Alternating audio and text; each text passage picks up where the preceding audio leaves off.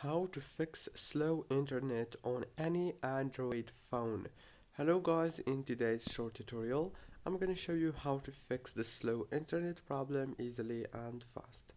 All what you wanna do is go into the settings of your phone and then open the wireless and networks. Now on this page, all what you want to do here is go into the airplane mode and enable it like this. After you enable the airplane mode, now you have to wait a few seconds and disable it. Now after you disable it, the problem must be fixed. If it's not fixed yet, this means that you should go into the Wi-Fi and then turn off the Wi-Fi again here and enable it. And if the problem is not solved, this means that you have to change the network that you are connected to. That's it guys, don't forget to like, subscribe.